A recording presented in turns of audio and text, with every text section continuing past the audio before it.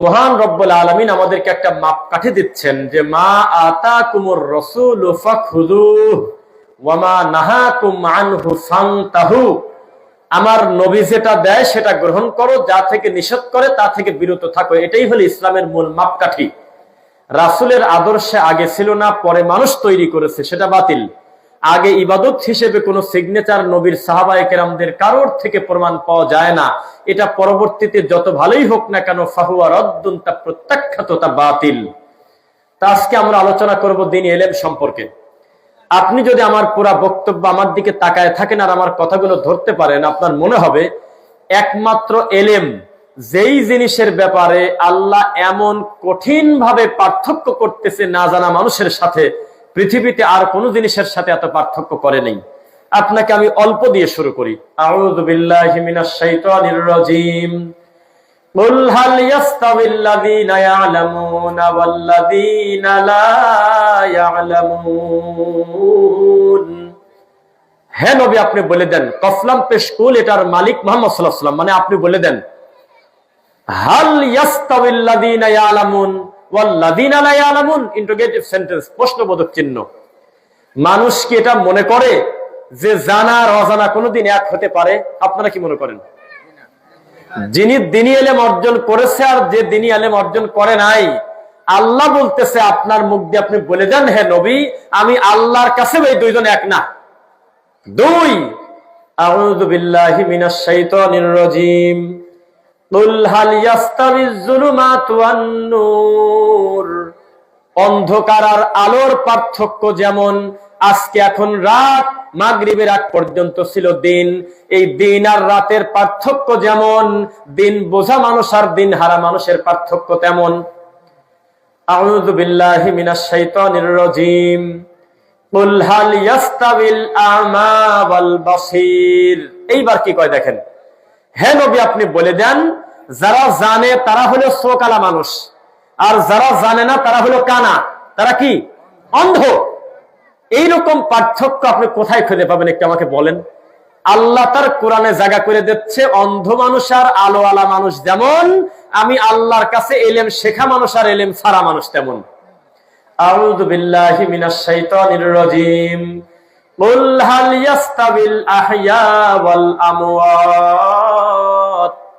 এইবার এমন একটা পার্থক্য দিল, এক কথায় সবার জবান বন্ধ। কি? তাজা মানুষ আর মরা মানুষ যেমন, আমার কাছে দ্বীনি ইলমওয়ালা মানুষ আর দিনহারা মানুষ তেমন। নেন, কি করবেন করেন।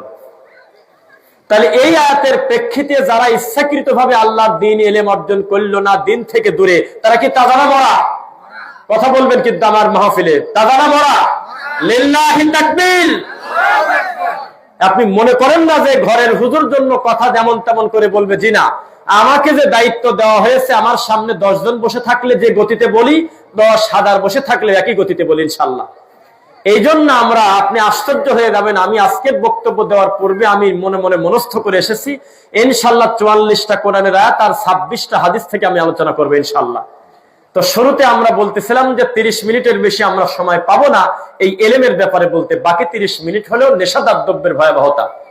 তা আপনাকে যদি আমি বলি, যেই ছেলেটা MA পাস করেছে, যেই ছেলেটা BCS ক্যাডার হয়েছে, যেই ছেলেটা বিশাল বড় জাগতিক জ্ঞান অর্জন করেছে, কিন্তু আল্লাহর ওহির বিন্দু মাত্র জ্ঞান তার কাছে নাই, কোরআনের ভাষা অনুযায়ী সে তাজা না মরা? দলিল, খালিদ বিন ওয়ালিদকে বলা হলো যে তুমি খালি হাত তোলো, একটু ভয় পাও না? তুমি যে যুদ্ধে সেনাপতি করতে যাবে, তুমি কি জানো যে কাফেররা কত লোক? তুমি কি একা একা পারবে যুদ্ধে সেনাপতি অর্জন করতে? তুমি কি পারবে তাদের সাথে যুদ্ধ করে জিততে? তোমার দলিল কি?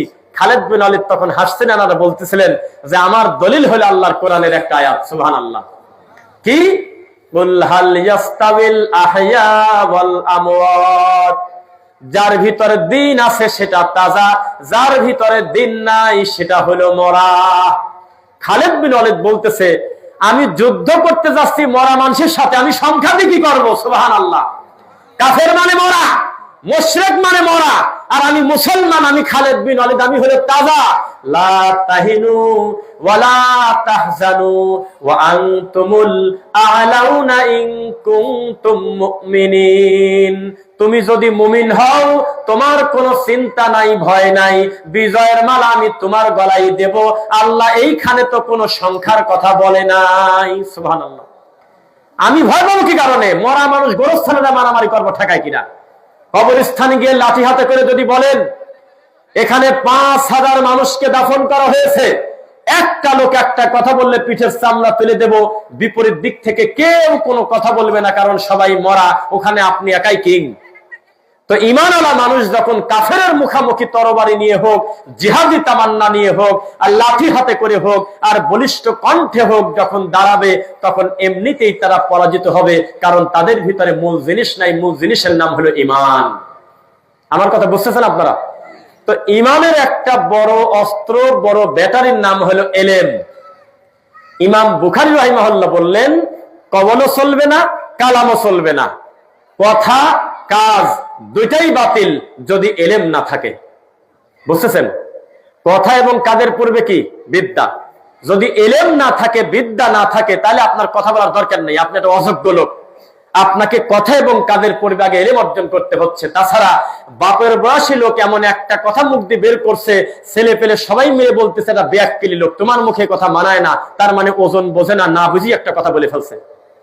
ও মুসলমান, একটা ছেলে বাপকে বাপ, মাকে মা, দাদাকে দাদা, নানাকে নানা, গ্লাসকে গ্লাস, জগকে জগ, বোতলকে বোতল, টিস্যুর প্যাকেটকে টিস্যুর প্যাকেট, মোবাইলকে মোবাইল, কোরআনকে কোরআন, এই নামগুলো মুখস্থ করতে বুঝতে অন্তত তার 3 থেকে 4 বছর টাইম লাগে। এর আগে ভালো করে বাপকে বাপ, মাকে মা, আর এই 3 বছরের আগে বলতে পারে না। এই এলেম অর্জন করেছে কোনটা আব্বা, কোনটা মা, কোনটা দাদা, কোনটা খালু, কোনটা দুলা ভাই, মাত্র 2 থেকে 3 বছর লেগেছে। আর 100 বছর বয়স হয়ে গেল, কোন জায়গা কোন কথা বলা লাগবে এখনো তা শেখে নাই। কথা বলতে আল্লাহ আমাদেরকে বলে নাই, কোন জায়গায় কি বলতে হবে। এই এলেম অর্জন করার নাম হলো ওহির এলেম। যেমন আমাদেরকে যদি আপনি নিয়ে যান একেবারে মন্দিরে, একবারে মাজারে, একবারে মসজিদে, একবারে মাদ্রাসায়, সেখানে গিয়েও কিন্তু আমরা চেষ্টা করব আল্লাহর ওহির কথা বলার। কিসের? আর যদি এমন একটা লোককে আপনি সেখানে ঢুকায় দিলেন যে মাজারের সামনে গিয়ে তাকে বললেন যে ফেব্রুয়ারিতে যেহেতু ভোট, তো তুমি একটু মাজারটা ঘুরে আসো, তখন ও মাজারের প্রশংসা করা ছাড়া ফেব্রুয়ারিতে ভোট পাবে না। তখন ওখানে গিয়ে মাজারের সামনে মোনাজাত করে বলবে, বাবাজান একটু আমার প্রতি মেহেরবান করো, আমি যাতে 12 তারিখে ভালোভাবে ভোটে জয় হতে পারি। তার মানে তার এলেম নাই, এ কথা ঠিক নয়। তার এলেম আছে, কিন্তু ওই এলেম নাই যে এলেম আল্লাহর ওহির এলেম। এলেম আবু জেহেলের ছিল, আবু লাহাবের ছিল, উতবার ছিল, প্রচুর এলেম ছিল তাদের, কিন্তু এই এলেমটা তাদের ইমানের উপকার করতে পারে নাই, কারণ এই এলেমের সঙ্গে আল্লাহর ওহির সম্পর্ক ছিল না। এলেম 2 প্রকার, এক হলো ওহির শয়তান, একটা হলো ওয়াহিউল্লাহ, আল্লাহর পক্ষ থেকে ওহি, আর একটা হলো শয়তানের পক্ষ থেকে ওহি। তাহলে এলেম অর্জনের ব্যাপারে, এলেমের গুরুত্বের ব্যাপারে যত পার্থক্য করা কোরআনে আর কোনখানে লেখা নাই। তাজা মানুষ আর মরা মানুষের পার্থক্য থেকে বড় পার্থক্য আছে আপনারা বলেন? একটা লোক দুনিয়াতে বাঁচেই নাই, যে বলতেছে মরে গেছে সে হলো এলেম নাই, আর যে বেঁচে আছে তার দিনের এলেম আছে। সুবহানাল্লাহ। এবার আসেন সূরা ইব্রাহিম। আউযু বিল্লাহি মিনাশ শাইতানির রাজীম, বিসমিল্লাহির রহমানির রহিম। আলিফ লাম রা, কিতাবুন আনজালনাহু ইলাইকা লিতুখরিজান নাসা মিনাজ যুলুমাতি ইলান নূর। কিতাব মানে ওহী। কিতাব মানে কি? কিতাব মানে কোরআন হাদিস, কিতাব মানে আল্লাহর বাণী। আনজালনাহু আমি আল্লাহ অবতীর্ণ করেছি, ইলাইকা আপনার উপরে, লি মানে জন্য, তুখরিজা খরাজা মানে বের করা, মিন মানে হতে, জুলুমাত মানে অন্ধকার সমূহ, ইলা মানে দিকে, নূর মানে ইসলাম, নূর মানে হেদায়েত, নূর মানে তাওহীদ। আমি আল্লাহ এই কারণে আপনার উপরে কিতাব দিলাম যাতে আপনি অন্ধকার থেকে মানুষকে আলোর দিকে ডাকতে পারেন। বোঝা গেল আমাদের মূল আলেমদের কাজই হলো কিভাবে মানুষকে শিরক বিদআত থেকে, কুফর থেকে, পাপ থেকে বাঁচিয়ে তাদেরকে আল্লাহর পথে আনা যায়। কি বলেন?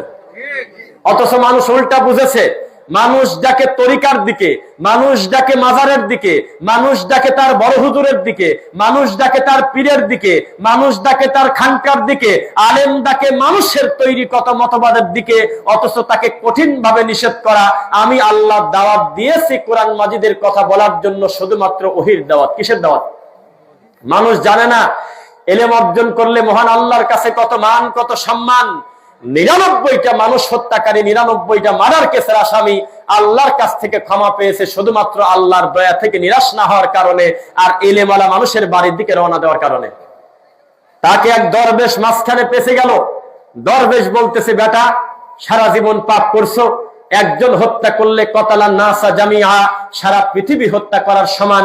মানুষ মারি বেটা, আবার জান্নাত আশা করো? তোর ক্ষমাই নাই। তখনও মনে করলো যাহাবা অন্য তাহা 53, এমনিও জাহান্নাম অমনিও জাহান্নাম, ওই পেটের মধ্যে ছড়ি ভরে দিয়ে উঠো মারিয়ে দিয়েছে। পরবর্তীতে অনুশোচনায় ঘুমাতে পারে না, কি করি। এইভাবে যদি আমি চলতে থাকি আমি ক্ষমা নেব কিভাবে? তার পাপ, তার অপরাধ বোধ, তার অনুভূতিতে আঘাত লাগার কারণে একটা পর্যায়ে তাকে বলা হলো, আমাদের ওই গ্রামের সামনে নদীর ওপারে একজন এলেমওয়ালা দিন জানা মানুষ আছে, কোরআন হাদিসের বিদ্যা যারা আছে, একজন ভালো মানুষ আছে, তার কাছে চলে যাও। মাঝপথে মরে যাওয়ার কারণে অনেক ঘটনা ছোট করে বলি, আল্লাহ তাকে ক্ষমা করে দিয়েছেন। ফেরেশতারা বলল তার ক্ষমার দিকে যাওয়ার পরিমাণ একটু বাড়িয়ে গেছে। বাড়ি থেকে বের হওয়ার পর ফিতা দিয়ে মেপে দেখা গেল যেই দিকে এলেমালা মানুষ আছে তার দিকে তার হাতটা, তার পাটা একটা বাড়িয়ে গিয়েছে। এই কারণে ফেরেশতারা তাকে জান্নাতের দিকে নিয়ে গেল। সুবহানাল্লাহ। ও মুসলমান, যেই ব্যক্তির আকল আছে, জ্ঞান আছে, মাছের কাঁটা বেছে খায়, যেই লোকটার চুলকানি হলে বেগুন খায় না, যেই লোকটার অতিরিক্ত চর্বি থাকার কারণে রাস্তাঘাটের ফুটপাতের খোলা খাবার খায় না, যেই লোকটার স্বাস্থ্য কমানোর জন্য এত চেষ্টা করে, মেহনত করে, যেই লোকটা একটু মোটা হওয়ার জন্য কত মেহনত করে, যেই লোকটা একটা ছেলের জন্য কত চেষ্টা করে, যেই লোকটা 2000 টাকা রোজগারের জন্য জুমার নামাজ বাদ দিয়ে পূর্বাচলে অটো চালায়, এই লোকটা কি কারণে আল্লাহর ইলম অর্জন করে নাই, তার হিসাব হবে কঠিন। ইসলাম কোনো মজা করার জিনিস নয়। এমন একটা বিষয় আমাকে দেওয়া হয়েছে কোরআন মাজিদে, এর থেকে দামি জিনিস ইসলামে হতে পারে না, তার নাম হলো সঠিক এলেম। এই দেশে এলেম নাই সে কথা বলেন না। ওই যে ঢাকা ময়মনসিংহ হাইওয়েতে একটা বিশাল বড় মাদ্রাসার ব্যানার লেখা আছে হারামাইন শরীফাইন মাদ্রাসা। নাম শুনে মনটা ভরে গেল। বাবারে বাবা, এ 2 হারামের দায়িত্ব নিয়ে এনেছে, ভিতরে জর্দাদি পান খায় আর তাবিজ বেচে। ছাত্রদের মরা বাড়িতে কুলখানিতে পাঠায়, খতম পড়ায়। কোন একটা লোকের নতুন গাড়ি উদ্বোধন করার জন্য গাড়িতে দাঁড়া থাকে, কোন একটা লোক নতুন বাড়ি করবে, ওই লাগজা ফকিরের মতো দাঁড়া আছে। কোন বাড়িতে মরা খেতে দেওয়ার জন্য শকুনের মতো হুজুর মানুষ দাঁড়া থাকে। অথচ মাদ্রাসার নাম দিয়েছে হারামাইন শরীফাইন। দূর থেকে নামটা দেখে মনে হবে বাপরে বাপ, এত সুন্দর নাম, অথচ ভিতরে ফাঁকা। ও মুসলমান, এই দেশের মানুষের এলেম নাই আমি সে কথা বলি নাই। এলেম নাই তো 30 বছর বুখারী পড়লো কিভাবে, 20 বছর হাদিস পড়লো, কোরআন পড়লো কিভাবে, এত বড় কোরআনটা সে বুকে ধারণ করলো কিভাবে, এত এলেম অর্জন করেছে শুধুমাত্র ওহির এলেম না থাকার কারণে, তার মানহাজটা শুদ্ধ না থাকার কারণে। এত বড় শাইখুল হাদিস জানাজার নামাজে সূরা ফাতিহা পড়তে হয়, খুঁজে পায় নাই। কোথায় তার এলেম, কোথায় তার জ্ঞান? হাজার হাজার কিতাব নাড়াচাড়া করেছে, শত শত পড়াশোনা করার পর এই বিদ্যা, এই এলেম লোকটাকে এখনো তাকে বানাতে পারে নাই যে নামাজ শুরু করার পূর্বে নাওয়াইতু আন উসাল্লিয়া বলতে হবে। এটা রামায়ণেও লেখা নাই, কোরআন হাদিসে বহু দূরের কথা, এখনো সে এগুলো নেই পড়ে থাকে। 30 বছর 40 বছর বুখারী পড়েছে। বুখারী পড়ার পরে তিনি বুঝলো যে যারা আহলে হাদিস তারা বলে ইহুদির দালাল। এই তো হুজুরের জ্ঞান। এই এলেম তাকে কোথায় নিয়ে যাবে আপনি আমাকে বুঝান। যেই লোকটা নিরীহ কোরআনের হাফেজ ছোট ছোট বাচ্চাদেরকে দিয়ে পাকা রাস্তার উপরে ওই চাদর দিয়ে বলতেছে যা পারেন দেন, যা পারেন দেন, যা দিবেন হাতে তাই যাবে সাথে, এ হুজুরের এলেমের কি হবে? ওই হুজুর কি জানে না আল্লাহর কাছে উপরের হাত থেকে নিচের হাত উত্তম হতে পারে না, নিচের হাত থেকে উপরের হাত উত্তম। এই ছেলেটার ছোটবেলা থেকে আপনি হাঁটু ভেঙে দিলেন, ছেলেটা গিয়েছে মাদ্রাসায় পড়তে, পরের ছেলেকে দিয়ে কি কারণে আপনি রাস্তায় চাঁদা তুললেন? জলসার টাকার জন্য, গোরস্থানের টাকার জন্য, মাহফিলের টাকার জন্য। আমরা পরবর্তীতে তদন্ত করে দেখেছি অধিকাংশ টাকা দিয়ে হুজুর জর্দা খায়। অধিকাংশ এই কালেকশন যারা করে তারা পার্সেন্টেজ পায়। আপনাকে এই শয়তানি করতে কে বলেছে? আপনি এই ছেলেকে জমিদারি শেখান। ও আমার কলিজার টুকরা সন্তানরা, ও আমার মাদ্রাসার ছাত্র, কেউ কিছু চাইতে আসলে তোমরা উপরের হাতটাকে উত্তম করে 2টা টাকা হলেও দান করে দিও। যা পারেন দেন, মাদ্রাসায় পড়া মানে যা পারেন দেন, খালি হাত তোলে। ফাজলামো বন্ধ করেন। এটা জমিদারি শিক্ষা, এটা আমার আল্লাহর শিক্ষা। কোরআনের ইলম যার আছে তার থেকে জমিদার পৃথিবীতে হতে পারে না। অথচ এই কোরআনের শিক্ষা অর্জন করার পরে মানুষের সামনে হাসির পাত্র এই দামি কোরআনটা মরা মানুষের কাছে গিয়ে পড়তেছে, মরা মানুষের সামনে নিয়ে। অমরা মানুষ হবে, ওটা মরে গেছে, পরের টাকা মারিনি, সুদ খায় ঘুষ খায় মরে গেছে, মেয়ের সম্পত্তি ছেলেকে লিখে দিয়ে মরে গেছে। ওর মতো মানুষের কাছে কোরআন পড়ে আমার লাভ কি? বেঁচে থাকতে যদি তার কাছে কোরআনের আয়াতটা পড়তাম আর বলতাম, কুল জাল হক ওয়াজাকাল বাতিল ইন্নাল বাতিলা কানা যাহুকা, আপনি যে ধর্মের নামে এই যে নোংরামি করতেছেন, আপনি যে সালাত আদায় করেন না, আপনি বাতিল, আপনি সালাত আদায় না করলে আপনি কাফের, আপনার জানাজায় যাব না। তাজা থাকতে লোকটা দিতে উপকার হতো, মরে গেছে খতম পড়তে গেছে, মরা মানুষের কাছে খতম পড়ে। অথচ সে শাইখুল হাদিস, অথচ সে আল্লামা। মুহাদ্দিসকে বললাম, এই যে একটু আগে আপনি খয়রাত খেয়ে আসলেন, একটা কামেল মাদ্রাসার মুহাদ্দিস, এই মানুষের বাড়িতে মরা খাওয়া কি জায়েজ আছে? কয় আছে। দলিল কয় যে তুতাইমু তাম, দুঃখে মরি কয় কি রে, কোন জায়গাটা কোন জায়গায় লাগাইছে? তুতাইমু তাম মানে মানুষকে খাদ্য খাওয়া, এটা একটা জেনারেল কথা। এইটা টাইনি নিয়ে আসে হলে মরা মানুষের খাওয়ানোর জন্য। এই দেশের হুজুরদেরকে শকুন বলবো না, বলবোটা কি? আমার আল্লাহ কোরআনকে বেজ্জিত করতে করতে হাসির খোরাক বানাইছে রে ভাই। মসজিদে ফাদাইলে আমলটা পড়তে পড়তে পৃষ্ঠা ছিঁড়ে গেছে, আল্লাহর কোরআনের পৃষ্ঠা ধরার লোক নাই। এখনো যে কোনো কোরআনে হাত দিলে চকচক করে, এটা ভালো খবর না, তার মানে কম পড়ে। আর মানুষের তৈরি করা যেগুলো বই, জাল হাদিসের বই, সেগুলো দেখেন গা পৃষ্ঠায় পৃষ্ঠায় ছেঁড়া, আর হলো দড়ি দিয়ে দিয়ে বাঁধে রাখছে। আমি 12 পৃষ্ঠা পড়ছি, আমি কালকে 96 পৃষ্ঠা থেকে শুরু করব, খতম দিয়ে দিচ্ছে, কিন্তু আল্লাহর কোরআনটা পড়ার জায়গা নাই। গতকালকে বক্তব্য দিয়েছি দাউদকান্দি, ওরা ভয় পেয়ে বলতেছে তাহলে একটা হুজুর ঠিক করে দিয়ে যান, এলাকায় তো আমরা শেষ হয়ে যাব। আমি প্রমাণ করেছি বর্তমান আমাদের বাড়িঘর হলো জেনের বাড়ি, মুসলমানরা ভাড়া থাকে। মুসলমানের বাড়িতে কোরআন তিলাওয়াত নাই, মুসলমানের বাড়িতে সকাল সন্ধ্যা জিকির নাই, মুসলমান 2 রাকাত সুন্নাত পর্যন্ত নিজের বাড়িতে পড়ে না। মুসলমানের ছেলে সন্তান জানে না যে নামাজ পড়লে কি হয়, রোজা করলে কি হয়। এটা হলো মুসলমানদের বাড়ি। আমি বলেছি আমাদের বর্তমান বাড়িগুলো বর্তমান জিনদের দখলে, আমরা শুধু ভাড়াতে থাকি। সাবধান করে দিচ্ছে এই বক্তব্যের মাধ্যমে। আপনি এখন বক্তব্য শুনতেছেন 200-500 মানুষ, এই বক্তব্যটা মুহূর্তের মধ্যে লক্ষ লক্ষ মানুষের কাছে এই মুহূর্তে রানিং পৌঁছে যাচ্ছে। সত্য না মিথ্যা বলছি?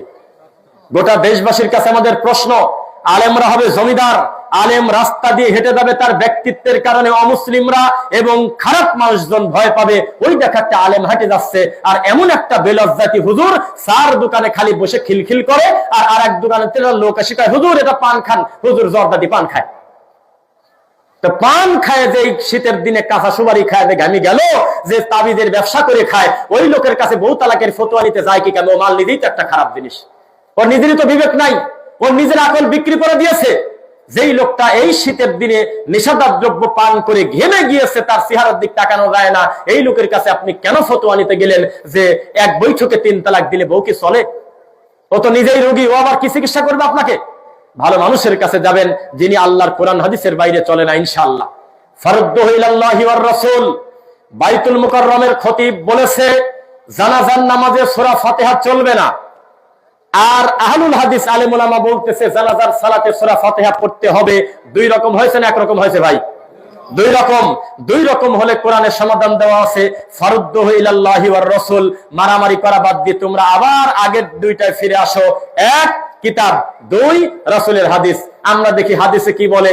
আল্লাহর নবীর সাহাবী ইবনে আব্বাস রাদিয়াল্লাহু আনহু তিনি জানাজার নামাজে খালি সূরা ফাতিহা পড়ে নাই, জোরে করে পড়ছে। সুবহানাল্লাহ।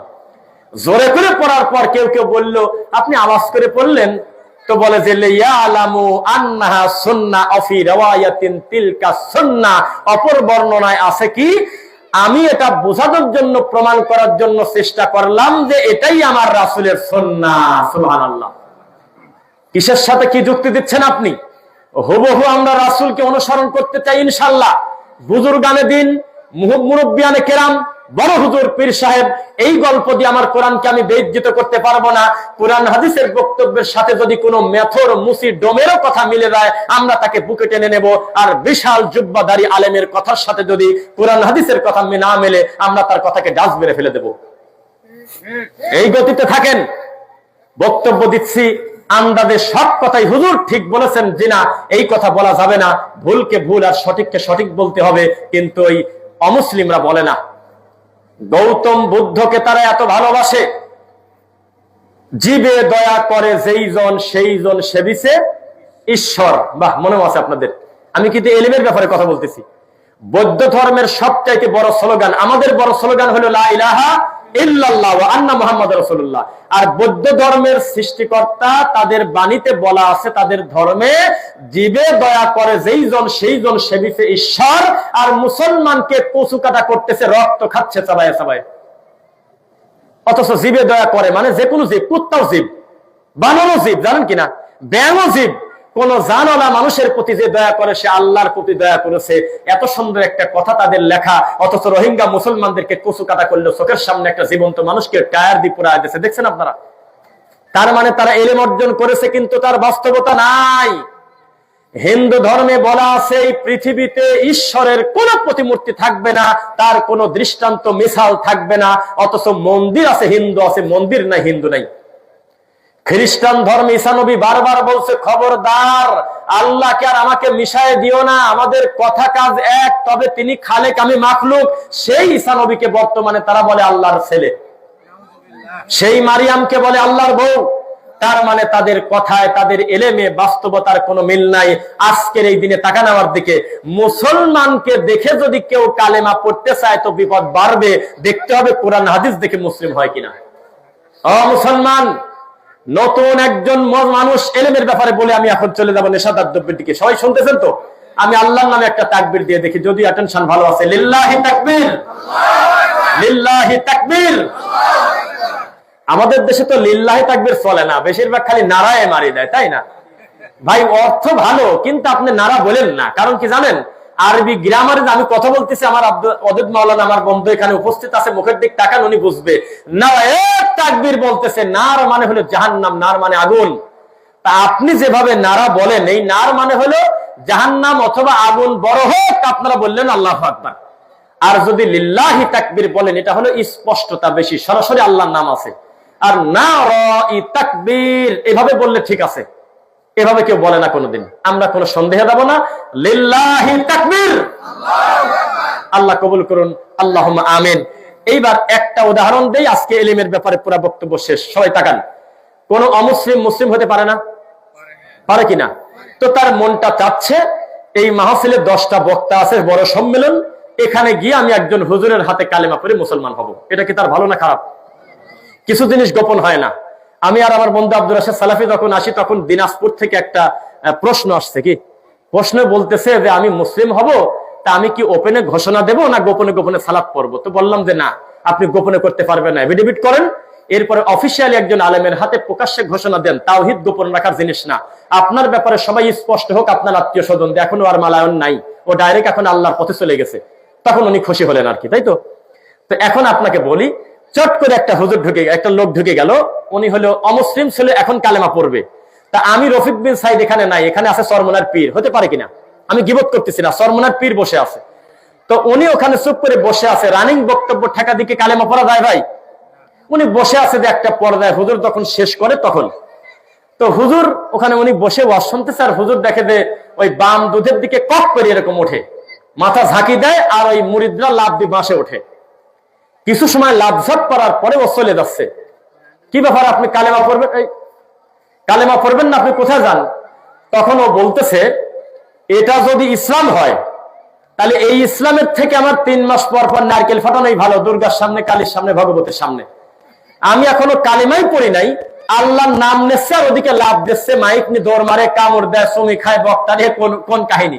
তখন ও কালেমা পড়বে না, কারণ ও এটাকে ইসলাম মনে করে বিপদে পড়ে গেছে।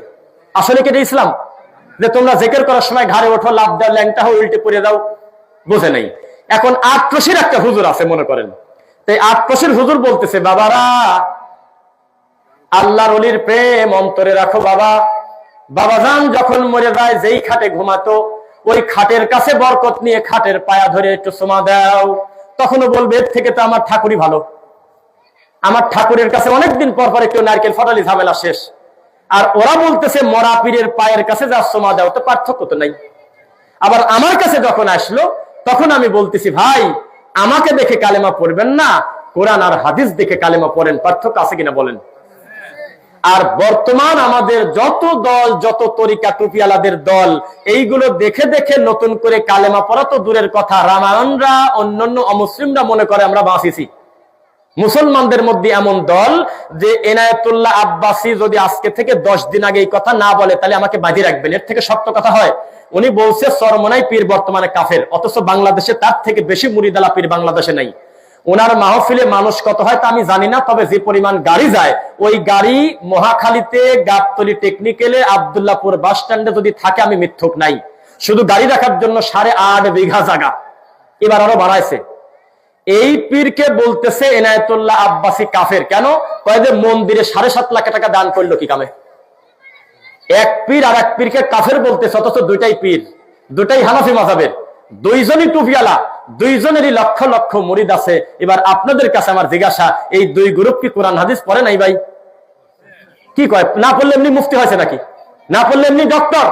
তাদের এলেম, তাদের বিদ্যা, তাদের বুদ্ধি কোন পর্যায়ে নিয়ে গেছে? একটা নীল কার্ড ফটোকপি করে নিয়ে এসে বলতেছে, বাবারা আমার দাদা যান এই নীল কার্ডটা নিয়ে আসতো, এটার নাম হলো বরকতের কার্ড। এখন আমার আব্বা আনতো, আব্বাও মরে গেছে, ইসাক মরে গেছে, ফজলুল করিম মরে গেছে, এখন আমি কার্ডটা নিয়ে আসছি, আমি রেজাউল করিম। প্রত্যেকে যাদের ব্যবসা বাণিজ্য ভালো হয় না, এই কার্ডটা কিনে নিয়ে যায় সারি ক্যাশ বাক্সের মধ্যে ভরে দিবে। সবাই কার্ডটা কিন্তু নিও না। যারা আমাদের চরমোনার মাদ্রাসায় 10 কেজি করে চাল দিতে পারবে তারা নেও। এখন আমাকে চ্যালেঞ্জ করেন, কেউ একজন হাত তুলে, আমি মিথ্যা বলছি বলেন, সত্য বলেন, জোরে বলেন।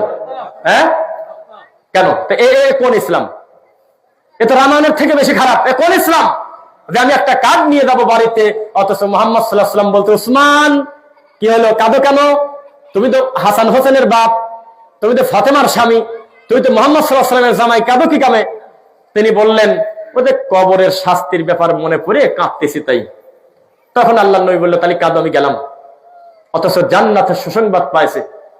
একবারও নবী বলল না চলো বাড়ি যাই, তুমি তো জান্নাতের সার্টিফিকেট পাইছো, ওই কোনো কিছু বললেন না। আর একটা আশ্চর্য জাতি আমরা, আমরা কার্ড বেচতেছি, বরকতের কার্ড।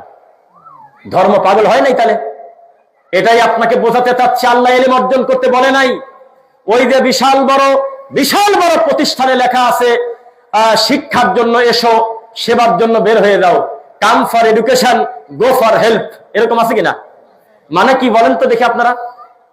শিক্ষার জন্য এসো, সেবার জন্য বেরিয়ে দাও। আমি খালি দুঃখে মরি, আল্লাহ ও শিখলো কি আর ও সেবাটা করবে কি? ও আজ 20 বছর পড়েছে এই ক্লাসে, এই বিশ্ববিদ্যালয়ে নাচের জন্য প্রতিদিন 2 ঘন্টা আছে, ক্রীড়া শিক্ষক আছে, ড্যান্সের শিক্ষক আছে, গানের শিক্ষক আছে, সব আছে। আলিফ বা তাসা শেখানোর জন্য 1 ঘন্টা টাইম তাদের হাতে নাই। কি বানায় বললাম নাকি?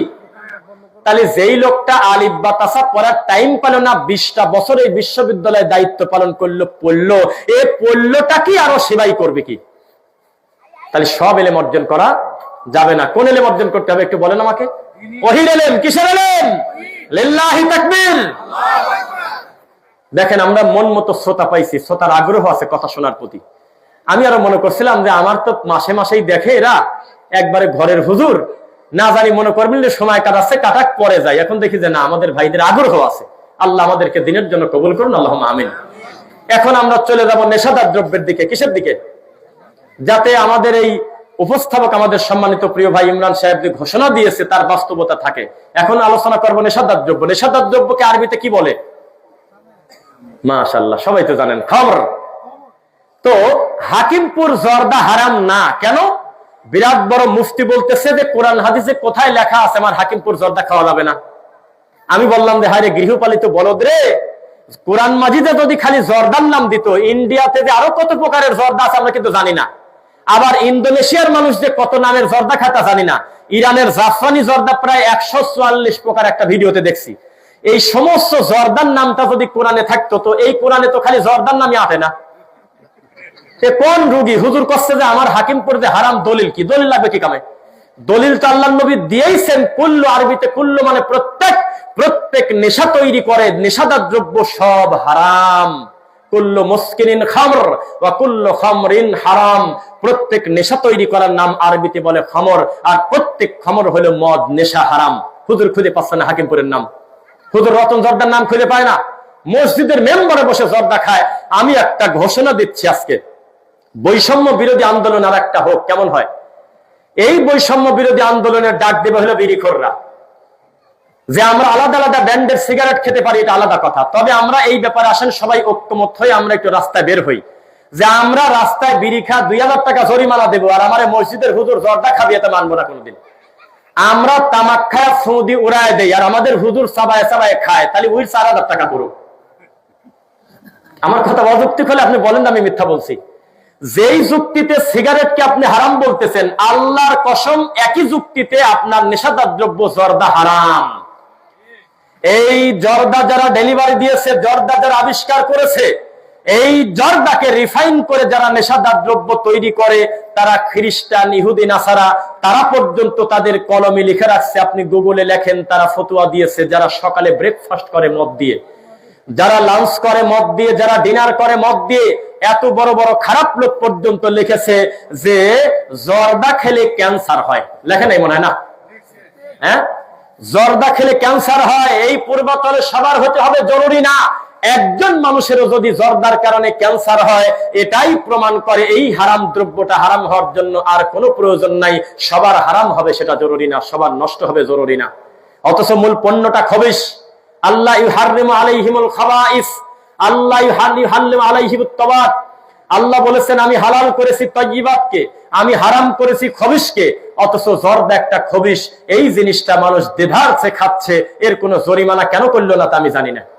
দুই, এটা কোনোভাবে যদি হালালের কোনো পথ থাকতো, আপনি বিশ্বাস করেন প্রতি বছর তামাকের উপরে যে পরিমাণ শুল্ক আরোপ করা হয়, যে পরিমাণ ভ্যাট বাড়ানো হয়, অন্য কোনো পণ্যের উপরে এত বাড়ানো হয় না। জানেন আপনার খবর? আমরা একটু পড়াশোনা করে দেখেছি ভাই, প্রত্যেক বছর গত 3-4 বছর আগেও যে সিগারেটের দাম ছিল মাত্র 4 টাকা, বর্তমান তার দাম 12 টাকা। গত 5 বছর আগে যেই জর্দার কৌটার দাম ছিল মাত্র 14 টাকা, এখন সেটা 35 টাকা। বুঝতেছেন আমার কথা? এখনো পর্যন্ত কোন মসজিদের ইমামকে আমরা দেখলাম না প্রতিবাদ জানানোর জন্য। চালের দাম বাড়লে প্রতিবাদ হয়, গমের দাম বাড়লে প্রতিবাদ হয়, এলপিজি গ্যাসের দাম বাড়লে প্রতিবাদ হয়। এই জর্দাখররা সবাই এক হয়ে মসজিদে জুমার নামাজের পর মিছিল করে না কেন? এটা আমাদের অফিসিয়াল খাদ্য, এই খাদ্যের দাম এত প্রতি বছর বাড়ানো হয় কেন? আমাদের হুজুরদের স্বার্থে দামটা কমানো হোক, কমানো হোক, কয় না ঠিক হবে? তার মানে এটা হারাম খাদ্য। দুই, মুদমিনুল খামরি কাআবিদি ওয়াসান, কেউ যদি জীবনেও মন্দিরে না গিয়েও মূর্তি পূজারী হতে চায়, যেও যদি জীবনে গণেশের কাছে না গিয়েও গণেশ পূজারী হতে চায়, সে যেন নেশাদার দ্রব্য পান করে। মুদমিনুল খামরি কাআবিদি ওয়াসান, কেউ যদি নিয়মিত নেশাদার দ্রব্য পান করে, তার হাসন নাসর, তার চলাফেরা, তার বৈঠক হবে মূর্তি পূজারীর সাথে। পড়েন নাউযুবিল্লাহ। রাসূল সাল্লাল্লাহু আলাইহি ওয়াসাল্লাম বলেছেন, মান ওয়াকা ফিশ শুবহা ওয়াকা ফিল হারাম, ওয়াকা ফিল হারাম ওয়াকা ফিন নার। কেউ বলে জর্দা হালাল, কেউ বলে হারাম, কেউ বলে মাকরু। সন্দেহ যেহেতু ঢুকে গেল, সন্দেহ যে ঢুকলো সে হারামে ঢুকলো, হারামে যে ঢুকলো সে জাহান্নামে যাবে। আমি একটা নিকৃষ্ট খাদ্য, এটাকে আমি হালাল বানানোর চেষ্টা করব কেন? আমি অস্পষ্টতা থেকে দূরে থাকব, আমি নেশাদার দ্রব্য খাবো না। এটা হলো মুমিনের পরিচয়। তিন, হে নবী আপনি জানিয়ে দেন, কেউ যদি নেশাদার দ্রব্য পান করে তাকে খাওয়ানো হবে তিনাতে খবাল, তার এই বিনিময়ে জাহান্নামে একটা সুন্দর খাদ্য দেওয়া হবে, একটা আশ্চর্যজনক খাদ্য। আমার তিনাতে খবাল। হে আল্লাহর নবী, তিনাতুল খবালটা কি? নবী বললেন, আরাকু আহলিন নার আও উসারাতু আহলিন নার। জাহান্নামীদের শরীর গলে রক্ত, পুঁজ, এই সমস্ত বর্জ্য পদার্থ বের হয়ে যে ড্রেন দিয়ে যাবে, সেই ড্রেনের ওই রক্ত, পুঁজ, খারাপ জিনিস, তরল পদার্থ খাবে হলো মসজিদের হুজুর। হুজুর তুমি খাও, দুনিয়াতে নেশাদার দ্রব্য পান করেছো, এখন তুমি তিনাতে খবাল খাও। পরিস্থিতি কত কঠিন! এই জিনিস খাওয়ার পর নবী বললেন, এটা তাদের তৃষ্ণা মেটাবে না, এটা তাদের ক্ষুধা নিবারণ করবে না, তাদের পেটের নাড়ি ভুঁড়ি গলায় একেবারে দুর্গন্ধে ছিটিয়ে তাদের পরিস্থিতি এমন করে দেবে। অথচ এই খাদ্য তাদের ধারাবাহিকভাবে খেতে দেওয়া হবে। অপরাধ তারা দুনিয়াতে নেশা করেছে। কি করেছে? নেশা করেছে। একটি গল্প বলি। গল্পটা হলো, গত কয়েকদিন আগে এই মাহফিলে গিয়েছিলাম, টাঙ্গাইল বাসাইল। নাম শুনেছেন কারা? বসে আছেন, ঠিক আছে, হাত নামান। টাঙ্গাইল বাসাইল মাহফিলে যাওয়ার পথে আমরা মেইন সড়কে দাঁড়িয়ে আছি, মাহফিলে উঠতে হবে, টাইম কম, একটা সিএনজিও পাচ্ছি না, সব ভরা। হঠাৎ করে একটা সিএনজি পেলাম যেখানে লোক হলো 2 জন, ড্রাইভার আর পিছনের সিটে 1 জন। তখন আমরা গাড়িটা ঠেকানোর পর একটা পর্যায়ে রাজি হলো জালসার কথা বলার কারণে, নইলে যাবে না। তখন বলতেছে আপনারা 2 জন সামনে বসেন, অথচ পিছনে 2 সিট ফাঁকা। তো বললাম যে কেন সামনে বসবো? কয় কারণ আছে, একটু সামনেই বসেন। তখন আমরা সামনে বসার পর দেখি ভিতরে শুক টান মারতেছে, বিড়ি খাচ্ছে। পরে আমি তাকে ঘুরে বললাম যে এটা একটা বেয়াক্কেলির মতো কাজ করতেছেন না? এমনি তো জরিমানা ঘোষণা করলো, 2 নাম্বার হলে আপনি নেশাটা করতেছেন কিভাবে? চারদিক দিয়ে পর্দা দিয়ে আটকানো।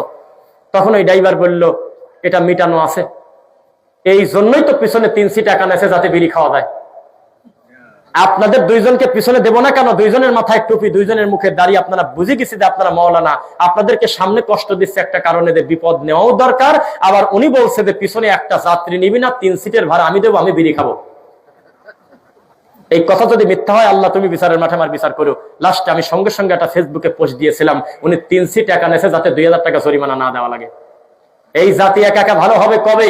এই জাতিকে মসজিদের মেম্বার থেকে বলতে হবে নেশাদার দ্রব্য কত খারাপ, জেনা ব্যভিচার কত খারাপ, সুদ কত খারাপ, ঘুষ কত খারাপ, মদ খেলে কি হয়, এই পাপের কথা কিছুই বলে না। হুজুররা খালি খেজুর খাওয়ার গল্প বলে আর বদনাদি বাগ মারার গল্প বলে। এ জাতি বুঝবে কবে? ব্যারিস্টার ফুয়াদ নামে একজন ব্যারিস্টার আছে, আমি তার প্রশংসা আর অপ্রশংসা করব না, আমি তার ব্যাপারে কিছুই জানি না। তবে তার একটা বক্তব্যে আমাদের দেশের হুজুরদের মুখে জুতার বাড়ি লাগছে।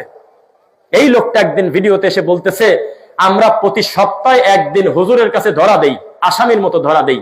কথা তো সত্যই বলছে। একেবারে গোসল করে নিজের ছেলের হাত ধরে, দেখছেন না? দেখছেন, ঠিক আছে, জায়নামাজ নিয়ে কত সুন্দর পরিষ্কার হয়ে আমরা জুমার নামাজে, অন্তত অন্য ওক্তে না পড়লেও জুমার নামাজে যাই। চোর ডাকাত ভালো মানুষ নেতা সবাই যায় যে আমরা জুমার সালাতটা আদায় করে আসি। ওই 1 ঘন্টা টাইম যদি হুজুর একটু কাজে লাগাতো, তাহলে আমাদের সমাজে এত অসঙ্গতি থাকে না। ভালো কাছে না খারাপ কয়েছে? কয়েছে এত আশা নিয়ে যাই মসজিদে, অথচ আমরা নিরাশ হয়ে ফিরে আসি। নিরাশ হয় মানে যা দেখা যায় আব্দুল কাদের জিলানির বাপের বড় খাওয়ার গল্প কয়, যা দেখা যায় খাজা মঈনুদ্দিন চিশতির বদনাদি বাগ মারার গল্প কয়, যা দেখে হরিণের গল্প কয়, যা দেখে মনসের পাগলের গল্প কয়, যা দেখে যে হুজুর একটা আরবি বই 12 সাদের 13 পূজা বইটা ধরে আরবিতে উনি কি কয় নিজেই বোঝে না, খালি কয় যে বেহাক্কা লা ইলাহা ইল্লাল্লাহ। তখন এই শ্রোতা কয় যে this is the moment for ঘুম। এখন তো ঘুম পাড়ার মজা, কারণ উনি কি কয় উনিও বোঝেন, আমিও বুঝি না। কষ্ট করেছে বাইরে, লাস্টে ফ্যানের বাতাসে ঘুম পাড়ে মুসল্লি। সিসিটিভি ফুটেজ নিয়ে আসেন ঢাকা শহরের।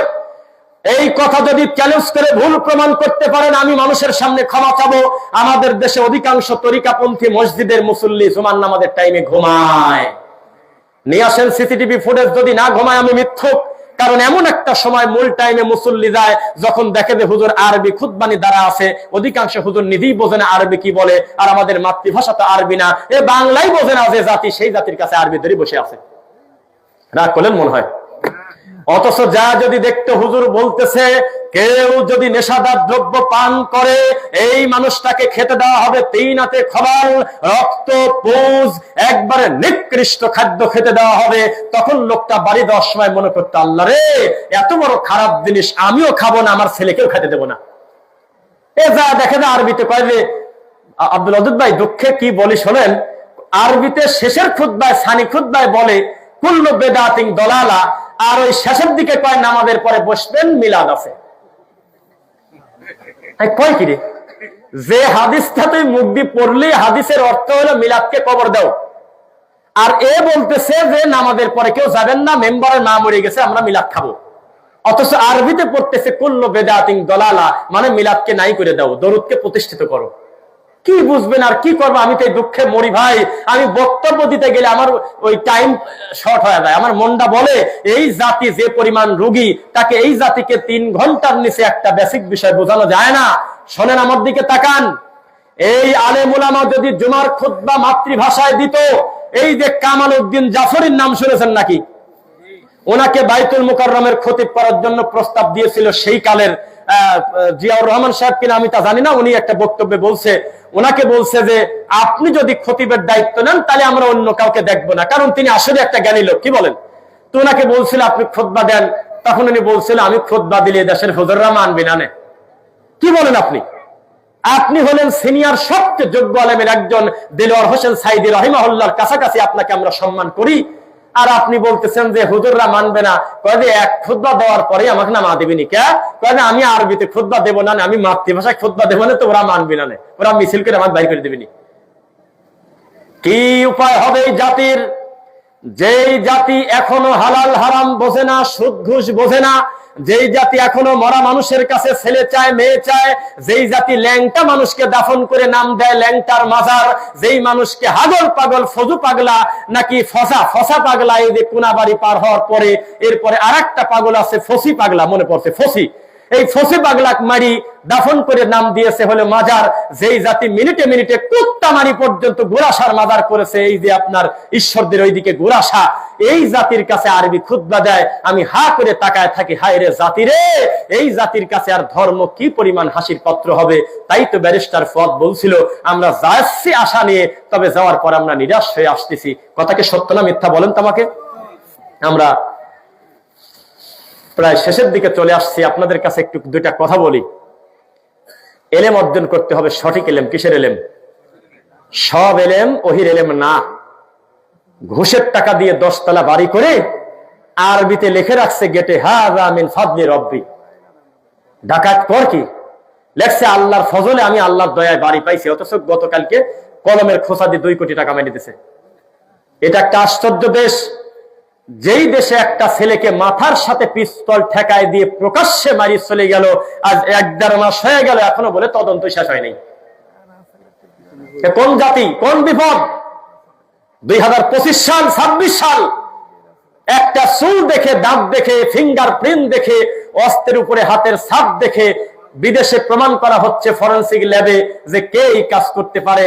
আর দিন দুপুরে একটা মানুষকে মেরে দিল জুমার নামাজের পরে। এখন পর্যন্ত কয়েদের 10 সদস্যের কমিটি গঠন করতেছি, এখন পর্যন্ত আমাদের শুনতে হচ্ছে এই তো ওকে আমরা বাইরে যেতে দেব না। আরে ও বাইরে গেছে আমি বুঝবো কিভাবে? আশ্চর্য একটা জাতি। আমাদের সচেতন হতে হবে দিন এবং দুনিয়ার ব্যাপারে। বলেন ইনশাআল্লাহ। এইবার ওয়াদের বাস্তবতা, নেশাদার দ্রব্য ত্যাগ করবেন তো ইনশাআল্লাহ? জর্দা, সিগারেট, বিড়ি, কোকেন, মদ, আরো ইয়াবা। ইয়াবা তো আবার ইয়াবা কয় না, ইয়াবাকে আদর করি কয় বাবা। কত জ্বালা, এ কোন বিপদ? পৃথিবীতে 3টা বাপ আছে, এটা কোনো বাপের জাত না। একটা হলো সব নেশাখোররা আদর করি ইয়াবাকে কয় বাবা, কয় না? না, আমি কই কি রে, কয় কি রে? বাবা হলো আব্বা, আর এই ইয়াবার নাম দেশে বাবা। আর একটা বাপ আছে হলে উকিল বাপ। কি বাপ? ওটাও কোনো বাপের জাত না। 3 আর একটা বাপ আছে, সেটা হলো প্রত্যেক মুরিদ তারা আদর করে তাদের পীরকে বলে বাপ। আসলে এটাও বাপের জাত না। ইসলামে কঠোরভাবে নিষেধ। সহিহ বুখারীর ইসলামিক ফাউন্ডেশনের ছাপা 4th খণ্ড, রাসূল বলেছেন, খবরদার নিজের পিতা ছাড়া অন্য কাউকে যদি পিতা বলে স্বীকৃতি দাও তাহলে কিন্তু জান্নাত হারাম। পীরকে আব্বা কয় না? কি কয়? কয় না।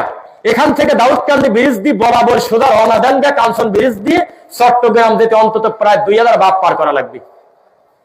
সব বড় বড় হাইব্রিড বাবা, কাপড়ই পরে না, সেও বলে ভিতরে মাল আছে। কত জ্বালা। কোন শাস্তিতে পড়লাম আমরা? ধর্মটাকে আমরা হাসির পাত্র বানাইছি। আর মানুষ ভুল করার পর তওবাও করে না। একটা লোক তো খুশি হয় বলেই ফেললো, আরে বিড়ি খালি, তাতে সমস্যা কি? তুমি বিড়িতে সুখ টান দিয়েও তো জান্নাতে যেতে পারো, আমাদের ব্যাপারে যদি ভোট চাও। কি কয়? আমি কথাই মরি দুঃখে। ধর্ম মানে হলে যা খুশি বলে দেন, কোনো জবাবদিহিতা নাই। আল্লাহর নবী বহু যুদ্ধে কিন্তু আশানুরূপ ফল আসে নাই, তিনি জিততে পারে নাই। আল্লাহ না জয় দিলে কি জয় হয় ভাই বলেন? হ্যাঁ, বদরের মতো সব জায়গা হবে? ওয়ালাকাদ নাসারাকুমুল্লাহু বিবদরি ওয়া আনতুম আযিল্লাহ। আল্লাহর নবী কোনোদিন বলল না আমি নবী যেহেতু যুদ্ধে হারিয়ে গেলাম বা জিততে পারলাম না তাহলে আজকে ইসলাম হারিয়ে গেল। আর আমাদের দেশের টুপিওয়ালা কয় যে আমরা হারিয়ে গেলে ইসলাম হারিয়ে যাবে। কয় কি? সাবধান, ভালোকে ভালো বলবো, মন্দকে মন্দ। কোশ্চেন কালে মুখ দিয়ে এমন কথা বলবেন না যেটা শরীয়তের সাথে সাংঘর্ষিক হয়। পাপকে পাপ মনে করে বহু পাপী পাপ করে। বহু লোকের মুখে দাড়ি নাই, আমাদের এই মাঠে বহু লোকের এখন পর্যন্ত মুখে দাড়ি নাই, কিন্তু আমি তাকে কাফের বলতে পারতেছি না, কারণ উনি দাড়ি না রাখাকে কোনদিন নেকি মনে করে না। নেকি মনে করছে কেউ যে আমি যে দাড়ি কাটি সে কারণে নেকি পাই? এখানে কেউ আছেন কেউ ভাই মনে করেন? কিন্তু কোন দাড়িওয়ালা লোককে যদি বলি ভাই মাশাআল্লাহ আপনার দাড়িটা তো অনেক সুন্দর, আপনি মসজিদে আসেন নামাজ পড়ি, তখন যদি বলে হ্যাঁ মিয়া দাড়ি তো রবি ঠাকুরেরও ছিল, তাহলে ওটা কাফের, ওটা অমুসলিম এই কথা বলার কারণে। একজনের দাড়ি নাই কিন্তু সে কাফের হলো না, তিনি গুনাহগার তবে মুসলিম, কারণ দাড়ি যে রাখা অন্যায় সে স্বীকার করে। আর আরেকজনের মুখ ভর্তি দাড়ি, কিন্তু আমি যখন বললাম যে ভাই আসেন মসজিদে যাই, তখন শয়তানি করে বলতেছে যে আরে দাড়ি রাখছি কি ওই কামে নাকি, আমি দাড়ি তো রবি ঠাকুরেরও ছিল, দাড়ি তো শ্রী রবিশঙ্করেরও আছে, তাহলে ওটা এখন বর্তমানে এই মুহূর্তে সে মালায়ন। উনি দিন নিয়ে তামাশা করলো কেন? রাসূলের দিন নিয়ে, তাওহীদ নিয়ে, ইসলাম নিয়ে, সুন্নাহ নিয়ে ব্যঙ্গ করলো কেন? আমার কথা বুঝেছেন? তাহলে খবরদার এমন কথা মুখ দিয়ে বলবেন না, মা ইয়ালফিযু মিন কাওলিন ইল্লা লাদাইহি রাকিবুন আতীদ, যেই কথা আপনার বলার সাথে সাথে আল্লাহর কাছে রেকর্ড থাকে, বিচারের মাসে ফয়সালা হবে। আমরা মাদক মুক্ত সমাজ চাই, বলেন ইনশাআল্লাহ। মাদক মুক্ত, সন্ত্রাস মুক্ত একটি আদর্শ সমাজ আল্লাহ তুমি কাকে দিয়ে গঠন করবে এই খবর আমি জানি না, এটা গায়েবের ব্যাপার, তুমি কার হাতে দায়িত্ব দেবে, তবে যাকেই তুমি দায়িত্ব দাও আল্লাহ তুমি কোরআন হাদিস অনুযায়ী আদর্শ একটি সমাজ গড়ার তৌফিক দাও, বলেন আমিন। ও আরশের মালিক, তোমার কাছে দাবি করি আল্লাহ আমাদের সন্তানদেরকে নেশা মুক্ত, আমাদের সন্তানদেরকে কিশোর জ্ঞান মুক্ত, আমাদের সন্তানদেরকে নারী মুক্ত, আমাদের সন্তানদেরকে সালাত এবং সিয়ামের ভিতরে তুমি ডুবায় রাখো, বলেন আমিন। আল্লাহ, আমরা তোমার এলেমের ব্যাপারে বক্তব্য দিয়েছি। এলেমের পার্থক্য প্রথমে বলেছি, জানা আর অজানা আল্লাহর কাছে এক দাড়ি পাল্লায় ওজন হয় না। আল্লাহর কাছে জানা আর অজানা এক নয়। 3, তাজা মানুষ আর মরা মানুষ যেমন দিনী এলেম অর্জন করেছে আর দিনী এলেম অর্জন করে নাই তারা তেমন। 4, অন্ধকার আর আলো যেমন দিন বোঝা মানুষ আর দিনহারা মানুষ। 5, চোখালা মানুষ আর অন্ধ মানুষ যেমন আমি আল্লাহর কাছে এলেম অর্জন করা মানুষ আর এলেম ছাড়া মানুষ তেমন। ও মুসলমান, এইবার ধরা খাবেন, আমাদের দেশে কিছু বাটপার প্রকৃতির কিছু লোক আছে, একটু এলিট শ্রেণী তাদের দাবি, তাদের কাছে যখন দিনের ব্যাপারে বলা হয় তখন বলে আমরা তার মাদ্রাসায় পড়ি নেই, হুজুররা জানি পাপ করে, আমরা না জানি পাপ করি। আপনার অপরাধ ডবল। এই হুজুর বেচারা পাপ করতেছে, এটা গুনাহ, তবে জানার হকটা লোকটা আদায় করে ফেলেছে এলেমের কারণে, ইনশাআল্লাহ তিনি সঠিক পথে আসবেন। কিন্তু আপনার জানাটা ফরজ ছিল, জানলেন না কি কামে, মানাও তো নাই, তার মানে আপনি ডবল আসামি। ও মুসলমান, ওযু শিক্ষা করা রাসূলের পদ্ধতিতে একটা হুজুর মানুষের জন্য যেমন ফরজ, আমার এই মুসল্লির জন্য একই রকম ফরজ না কম বেশ আছে? রুকুটা সঠিকভাবে যাতে হয় এই শিক্ষা অর্জন করা একটা হুজুরের জন্য যেমন ফরজ, আপনার জন্য ফরজ। এইভাবে আর বলার দরকার নাই যে আপনারা হুজুর, আপনারা খালি শিখবেন আমরা পিছনে আসি। জি না, এটা বলা যাচ্ছে না। কয়ে হুজুর আপনি আগান, মায়ের খাওয়ার আগ পর্যন্ত সাথে আসি। আমাদেরকে রাজশাহী বাঘাতে মারছে না, মারার আগে দেখি যে স্টেজে খালি আমার লোক, মায়ের যখন শুরু হলো তখন দেখি আমি ছাড়া কেউ নাই। কি জ্বালা কোন ইমানের কত জোর! 2 টাকার একটা বাঁশিতে একটা বাচ্চা ফু দিয়েছে আর 2 কিলোমিটার হাঁটি পড়া চলে গেছে, মনে করছে পুলিশ মনে হয়। এই জাতি কিনে আমি জিহাদে যাব? এই জাতি ফিলিস্তিনিক বাঁচাবে? যেই জাতি মেয়ের সম্পত্তি ছেলেকে লিখে দেয়, গ্রামে এমন লোকের সংখ্যা কম না বেশি? যেই জাতি মসজিদের ইমামতি করে কিন্তু তাবিজ বেঁচে খায়, যেই জাতি আল্লাহর ঘরের দায়িত্বে আছে অথচ জর্দা দিয়ে পান খায়, যেই জাতি সুদ খায়, ঘুষ খায়, মসজিদের টাকা নাকি ব্যাংকে রাখে, ওই ব্যাংকের অতিরিক্ত টাকা দিয়ে হুজুরের বেতন দেয়, কয় তুইও খা, সেই জাতি বলে আমি জিহাদে নিয়ে যাবো। কয় কিরে, ও তো নীলা মার্কেটের আগে পলাবেনি, বুঝলি আমি জিহাদে যাবো কি কামে? জিহাদে যেতে হবে তাকে নিয়ে যে সংখ্যা দেখবে না, যে দেখবে আল্লাহর তাওহীদের পতাকা আছে কোন দিকে, যে দেখবে শিরক বিদআতের বিরুদ্ধে, কুফরের বিরুদ্ধে আমার মুখ চলবে, অন্তর চলবে, আমার হাত চলবে, আমি কোনোদিন পিছু পা হব না। এইরকম মানুষ দিয়ে সমাজের উপকার হবে। আর এমনি নারায়ে তাকবীর দিলেও মনে করতেছে আমার মনে হয় রাস্তা আটকা দেওয়া লাগবে। জি না, আল্লাহ আমাদেরকে এই দায়িত্ব দেন নাই। লা তাজিরু ওয়াজিরাতুন উযরা উখরা ওয়া মা কুননা মুআযযিবিনা হাত্তা নাবআসা রাসূলা। আমি আল্লাহ ততক্ষণ কাউকে আযাব দেব না যতক্ষণ না তার কাছে ভয় দেখানোর লোক পাঠাবো। আমাদের কাছে ভয় দেখানোর লোকের নাম হলো বর্তমান আলেম ওলামা, আছে কিনা? জুমার নামাজে ভয় দেখাবে, মাহফিলে ভয় দেখাবে, হালাকায় ভয় দেখাবে, ঈদগায় ভয় দেখাবে, কবরস্থানে ভয় দেখাবে, সব সময় জাহান্নামের কথা স্মরণ করিয়ে দেবে, কবরের শাস্তির কথা স্মরণ করিয়ে দেবে। আমাদের দেশে যারা কবর কাটে তারাও বিড়ি খায়। আমার বাড়ি পাবনা সুজানগর, স্পেসিফিক গ্রামের নাম বললে আমার বাবা চাচা দাদারাই হয়তো কবর কাটে, তারা মন খারাপ করবে, আমি নাম বলবো না। আল্লাহর কসম, আমাদের এলাকায় যারা কবর কাটে, এখন তারা কাটে কিনা জানি না, তারা বিড়ি খায়। একটা ভালো কবর কাটতে লাগে 3 ঘন্টা, ভালো করে কাটতে 3 ঘন্টা লাগে না? 1.5 ঘন্টা পরে যখন হাঁপিয়ে যায়, কষ্ট হয়, তখন মাঝখানে একটু খাবার বিরতি নেয়। ওই খাবারে তাদের সবচেয়ে প্রধান খাদ্য হলো বিড়ি। চিরদিনের জন্য যার হাত দিয়ে দাফন করে আসলাম মানুষ, তার অনুভূতি নাই। হুজুর মানুষ, মরা মানুষের সামনে বক্তব্য দিচ্ছে, অথচ সালাম পর্যন্ত দেওয়া যায় না। দুইটা কথা শুধু বলা যায়, এক, আমি হলো মাইয়েতের ছেলে, আমার বাপ ভুলভ্রান্তি করলে ক্ষমা করে দিয়েন, আর লেনদেন থাকলে আমাকে বলবেন, যেটা জনাব তারেক রহমান সাহেব পর্যন্ত ডাইরেক্ট বলছে তার মায়ের ব্যাপারে, বলে নাই? খোলা মাঠে বলে দিয়েছে যে যদি ভুলভ্রান্তি করা ক্ষমা করবেন, আর দেনা পাওনা থাকলে আমাকে ডাইরেক্ট বলবেন। এই কথা বল নাই মনে হয়? এই কথা হুজুর বলবে না, এই কথা গ্রামের চেয়ারম্যান মেম্বার বলবে না, সরাসরি মাইয়াতের ছেলে বলবে। ছেলে না থাকলে তার পক্ষ থেকে তার ওয়ারিশ বলবে, এরপরে হুজুর বলবে আল্লাহু আকবার। আর হুজুর এই পাগলের মতো দাঁড়া থাকে, নেতা আসে ভোট চায়, চেয়ারম্যান আসে, মেম্বার আসে, ওই যে মরে গেছে তার চাচা আসে, তার ভাই আসে, তার কলিগ আসে, দুনিয়ার আলোচনা আধা ঘন্টা 1 ঘন্টা মরা লাশকে সামনে রেখে রোদের ভিতরে মানুষকে কষ্ট দেয়। আর যেই আল্লাহু আকবার বলে, আর ওর মাথার পর ঠাডা পড়ছে, সূরা ফাতিহা পড়ার টাইম নাই, কয় সানাদি মেরে দাও। আফদালুদ দুআ আলহামদুলিল্লাহ আছে কিনা? সবচাইতে বড় দোয়া আলহামদুলিল্লাহি রাব্বিল আলামিন আর রহমানির রহিম। অথচ আমার বাপকে চিরদিনের জন্য দাফন করতেছি, হুজুর বলেছে সূরা ফাতিহা পড়ো না, সানা পড়ে দাও। আছে কোন জায়গা? কয় মাযহাবে আছে। কোন শাস্তিত পড়লাম? হাদিস আছে, কয় না। একটাবার কয় না যে আমার নবী পড়েছে সানা, তোমরাও পড়ো সানা। ইবনে আব্বাস রাদিয়াল্লাহু আনহু সূরা ফাতিহা পড়লেন, পড়ার পরে সালাম ফিরানোর পর বলল, বলো তো কেন জোরে পড়লাম? লিয়ালামু আন্নাহা সুন্নাহ, আমি তোমাদেরকে জানাতে চাচ্ছি যে আমার নবীর এটা সুন্নাহ, তাই সূরা ফাতিহা জোরে করে পড়লাম। কোন শাস্তি হবে, কোন পাপ হবে? কে বলেছে যে একটা মরা মানুষের জানাজায় সূরা ফাতিহা পড়লে পাপ হবে? ডক্টর খন্দকার আব্দুল্লাহ জাহাঙ্গীর রাহিমাহুল্লাহ, তিনি হানাফি মাযহাবের সবচাইতে বড় একজন বিদ্বান ছিলেন। মিথ্যা না সত্য?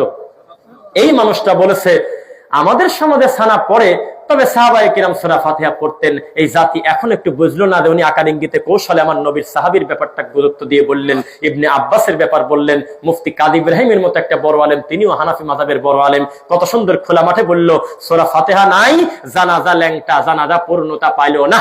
তাও এই জাতি মানে না। কামালউদ্দিন জাফরি বলে দিয়েছে হানাফি মাযহাবের লোকটা মানতেছে না। কি কারণে মানে না? সে দায়িত্ব তার, আমার না। ইচ্ছাকৃতভাবে নবীর সুন্নাহকে আপনারা ব্যঙ্গ করবেন না। সূরা ফাতিহার থেকে দামি দোয়া কোরআন মাজিদে নাই। কেউ কি চ্যালেঞ্জ করবেন আমি যা বললাম? সূরা ফাতিহার থেকে দামি দোয়া কোরআন মাজিদে দামি জিনিস নাই। কেউ কি চ্যালেঞ্জ করবেন? এত বড় দোয়া মৃত মানুষের কবরে পড়তে দেয় না জানা যায়। আমি কি বানায় বলছি নাকি?